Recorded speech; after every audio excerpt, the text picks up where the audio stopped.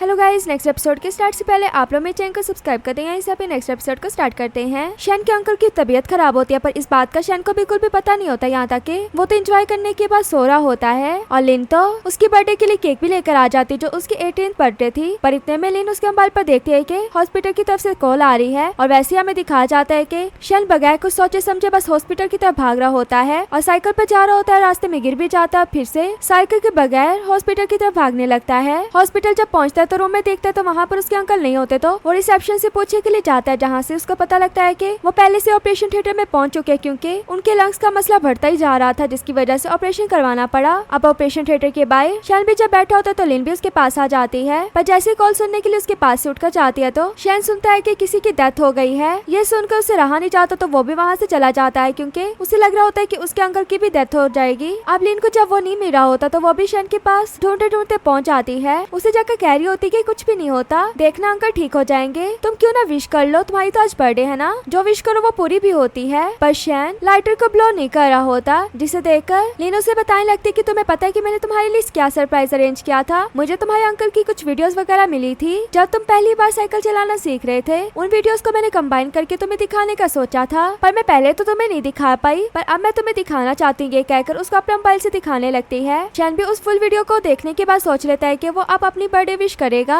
और ये बात वो लिन को भी कहता है। लिन भी लाइटर जला देती है और शैन बर्थडे विश करने लगता है, जिस पर वो लाइटर ब्लो भी करता है। फिर दोनों वहाँ से उठकर फिर से ऑपरेशन थिएटर के सामने बैठे होते हैं। तभी ऑपरेशन थिएटर से डॉक्टर बाहर आ रहा होता है, जिसे देखकर शैन जल्दी से डॉक्टर के पास जाता, पूछने लगता है कि अंकल की तबीयत कैसी है। डॉक्टर तो कुछ बोल नहीं पाते तो शैन खुद ही अंदर भाग कर चला जाता है, जहाँ पर उसे पता लगता है कि अंकल की डेथ हो गई है और इसी सदमे से वो गिर जाता है। पता लगता है कि ये सिर्फ एक ड्रीम था। उसके बिग अंकल उसके पास आकर बैठे होते हैं और कह रहे होते हैं कि खाना खाकर स्कूल जाओ, पर वो कहने लगता है कि नहीं, मैं ऐसे स्कूल चला जाऊंगा। ये कहकर वो स्कूल में भी आ जाता है, पर स्कूल में आकर जब वो सो रहा होता है तो लिन उसके आगे बुक्स वगैरह रखने लगती ताकि टीचर उसे ना देखे, पर टीचर उसे नोट भी करता है पर उसे कुछ भी नहीं कहता क्योंकि उसे शैन के घर के कंडीशन के बारे में पता था। जैसे ही लेक्चर ऑफ होने के बाद शैन उठता है तो सभी उससे पूछने लगते हैं कि अंकल की तबीयत कैसी, जिस पर वो बताने लगता है कि अभी तबीयत उनकी इतनी ठीक नहीं हुई। और इधर शैन दिखाया जाता है हॉस्पिटल में, जो अपने अंकल से मिलने के लिए जाता है सारा गेटअप वगैरह करके और अपने अंकल के साथ गुजारी हर एक मेमोरी को याद कर रहा होता है, जिसमें उसे याद आता है कि जब मैं छोटा हुआ करता था तो मैं एक चीज बना रहा था, जो चीज बनाते थे अंकल ने मुझे कहा था कि तुम बना रहे हो, ये तुम मुझे देना। जिस पर शैन कहने लगता है कि आपका तो बर्थडे आने वाला है तो क्या मैं आपको इसी बर्थडे पर दूं। जिस पर वो कहने लगते हैं कि तुम्हें जब ये ठीक से बनाना आ जाएगा तब मुझे तुम दे देना, और मुझे लगता है कि तुम्हें ये तुम्हारी 18th बर्थडे पर बनाना आ जाएगा तब तुम मुझे ये दे देना अपने अंकल की बर्थडे पर। शैन इस बात के लिए हाँ कर देता है और अंकल ने तो ये भी कहा था कि तुमने या मेरी शॉप को संभालना है, जिस पर शैन ने कहा था कि मैंने संभालना है, मैं संभाल लूंगा। अब शैन को जब ये बात याद आ ही गई थी तो वो स्टोर में बैठकर उस चीज को बनाने लगता है। और इधर लिन ने जो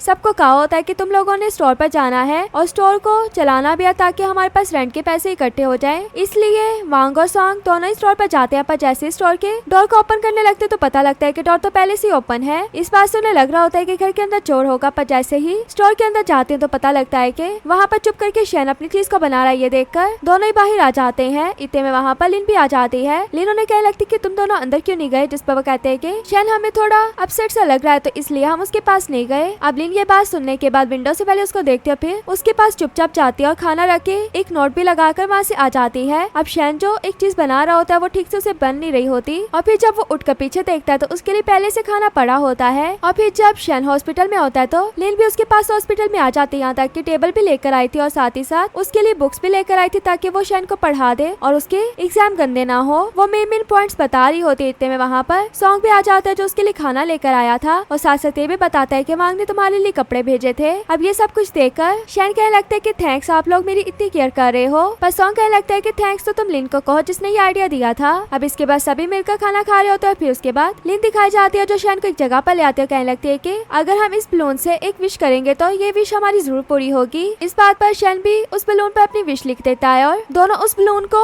उड़ा देते हैं। अब जब शैन लिन को देख ही रहा होता है तो लिन कहने लगती है कि मैं तुमसे एक चीज कहना चाहती हूँ, अगर तुम सैड होगे तो हम तुम्हारे साथ सैड होंगे, अगर तुम खुश होते हो तो मैं तुम्हारे साथ खुश होंगी। लिन की इस बात पर शैन खुश हो जाता है और फिर से शैन हॉस्पिटल में दिखाया जाता है, जहाँ पर सभी उसके फ्रेंड्स उसको पढ़ाने के लिए फिर से आ जाते हैं, उसके लिए खाना भी लेकर आते हैं। इसी तरह साथ ही साथ शैन अपने अंकल के लिए वो गिफ्ट भी बना रहा होता है जो उसने अपने अंकल से एग्रीमेंट किया था और फाइनली वो गिफ्ट कंप्लीट हो गया था। शैन काफी खुश होता है। जैसे ही हॉस्पिटल में आता है तो इतने में हॉस्पिटल की तरफ से कॉल भी आ जाती है, जिसकी कॉल सुनते ही वह जल्दी से रूम में पहुंच जाता है जहाँ पर पहले से डॉक्टर होता है। डॉक्टर से शैन पूछने लगता है कि अंकल की तबीयत कैसे है, जिस पर डॉक्टर बताने लगते हैं कि उनकी हालत अब ठीक है, यहाँ तक कि उनको आईसीयू से भी नॉर्मल वार्ड में शिफ्ट कर दिया गया था। शैन तो ये देखकर काफी रिलैक्स हो जाता है। फिर अपने बिग अंकल से कहने लगता है कि आज आप घर पर चले जाएं क्योंकि आज अंकल का बर्थडे है, तो मैं उनके साथ अकेले में रहना चाहता हूँ। ये बात सुनकर वो भी वहाँ से चले जाते हैं और फिर शैन उनके पास बैठ के उनका वो गिफ्ट दिखाने लगता है। कहने लगता है कि हमारा जो एग्रीमेंट हुआ था मैंने उस एग्रीमेंट को पूरा कर लिया है। ये सब बातें करने के बाद शैन घर की तरफ जाने लगता है। खुश होता है कि आज उसने वो चीज कर ली जो वो बचपन से कर रहा था और सबको मैसेज करके बता देता है कि अंकल की तबीयत ठीक हो गई है, तो रात में तुम लोग मेरे घर पर डिनर के लिए आना। जिस पर सभी हाँ कर देते हैं, पर लिन कहती है कि मैं नहीं आ पाऊंगी। शैन लिन को मैसेज करता है कि तुमने जो खाने के लिए चीज भेजी थी वो मैंने खाई है। लिन ने तो वो वीडियो भी देख ली थी और वो उसे कह रहा होता है कि आज तो तुम नहीं आ पाई पर हम मिलेंगे कल। और जैसे ही मॉर्निंग होती है तो शैन लिन का नीचे वेट कर रहा होता है। लिन भी आ जाती है और लिन उसे पूछने लगती है कि हम कहाँ पर जा रहे हैं, जिस पर शैन कहता है कि तुम्हें पता लग जाएगा तो मेरे साथ चलो। और फिर दोनों बस से जाने लगते हैं और रास्ते में शैन उसको अपनी हैंड फ्री की एक साइड भी दे देता है सॉन्ग सुनने के लिए। लिन भी उसके साथ काफी खुश हो रही होती है। फिर दोनों अम्यूजमेंट पार्क पहुंच जाते हैं जहाँ पर शैन उसे लेकर आया था। शैन कहने लगता है कि तुमने मुझसे प्रॉमिस किया था ना कि तुम मेरी खुशी में खुश होगी, इसलिए मैं अपनी खुशी में तुम्हें खुश करने के लिए ले आया हूँ। अब आगे जाकर लिन एक हेयर बैंड लेती है और वो शैन को भी पहनने को कह रही होती है, पर शैन नहीं पहन रहा होता। पर फिर भी शैन 2 हेयर बैंड लेकर आ जाता है। अब आगे जाकर लिन उसके हाथों से वो हेयर बैंड लेकर पहन लेती है। उसे भी कहती कि तुम भी पहनो, मेरी तरह क्यूट लगोगे। तो शैन कहता है कि तुम पहना दो। लिन के आगे झुक जाता है पहनवाने के लिए और फिर वो दोनों वहाँ पर काफी ज्यादा राइड्स लेते हैं। राइड्स लेने के बाद एक जगह पर प्राइस बॉन्ड भी जीतने के लिए आते हैं। वो आदमी उन्हें कह रहा होता है कि अगर तुम 10 निशाने ठीक से लगा लेती हो तो तुम्हें कीचल मिलेगी। लिन तो एक भी ठीक से नहीं लगाती। अब ये देखकर शैन उस पर हंस रहा होता है। फिर कहने लगता है कि अगर मैं 10 की 10 ठीक लगा लूँ तो क्या आप वो बड़े वाला टेडी बियर मुझे दोगे? जिस पर वो कहने लगता है कि नहीं, ऐसे नहीं हो सकता, बल्कि चैलेंज को थोड़ा मुश्किल बनाना होगा, बलून्स को हवा में फाड़ना होगा। इस बात पर भी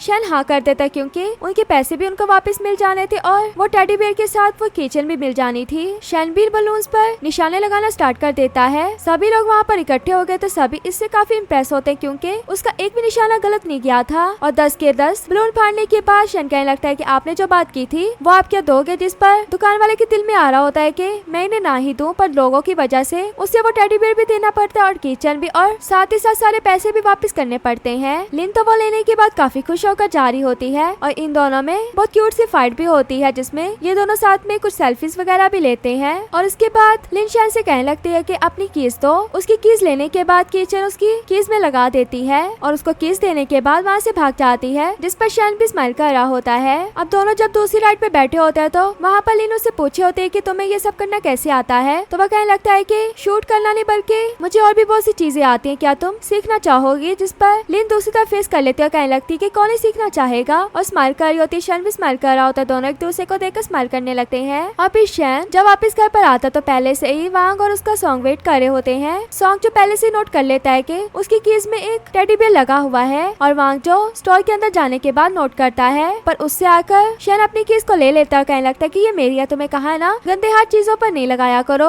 और फिर हमें नेक्स्ट डे दिखाया जाता है कि क्लास में सब बच्चों को सर बता रहे होते हैं कि आपका फ्राइडे को हाफ डे ऑफ होगा, पर उसके बाद एक बैड न्यूज ये दे देते हैं कि आप लोगों की पीटीएम होगी। अब ये सुनकर सबसे ज्यादा शैन और लिन सोचे रखते हैं कि वो किसको लेकर आएंगे क्योंकि शैन के पास तो सिर्फ उसके एक अंकल थे और लिन के पास उसका एक भाई था, पर वो भाई को नहीं लाना चाहती थी, इसलिए वो सर से बात करने के लिए जाती है। पर सर कहने लगते हैं कि अगर तुम्हारे मॉम डैड कहते हैं कि वो नहीं आ पाएंगे तो मैं इस बात को मानूंगा, वरना नहीं। ये कहकर लिन को वहाँ से भेज देते हैं। लिन भी रूफटॉप पर जाने के बाद भाई को कॉल करके कह देती कि आप मेरी पीटीएम पर आ जाना, जिस पर उसका भाई भी जल्दी से मान जाता है। और नेक्स्ट डे पीटीएम के लिए लिन का भाई तैयार वगैरह होकर आ जाता है और लिन अपने भाई को इस तरह देखकर हंस रही होती है। फिर उसको अंदर अपने साथ लेकर जा रही होती है और कह रही होती है कि मेरी तारीफें वगैरह करना। जैसे दोनों अंदर जा रहे होते हैं तो आगे से सर लिन को बुलाते हैं क्योंकि लिन की मॉम पहले से वहाँ पर पहुंची हुई थी। अब लिन की मॉम को देखकर लिन का भाई पूछने लगता है कि क्या ये तुम्हारी मॉम है? जिस पर वो हाँ कहती है। लिन पूछने लगती है कि मॉम आप यहाँ पर? जिस पर उसकी मॉम कहती है कि हाँ मैं तुम्हें देखने के लिए आई थी, अगर अब तुम्हारी पीटीएम है तो मैं वो भी ले लूंगी। पर सर पूछने लगते हैं कि आप कौन है? जिस पर लिन का भाई बताता है कि मैं इसका भाई हूँ। ये कहकर वो क्लासरूम में चला जाता है, जबकि लिन की मॉम तो देखती की देखती रह जाती है। और यहीं पर हमारा ये पार्ट भी एंड हो जाता है। वीडियो अच्छी लगे तो वीडियो को लाइक करना।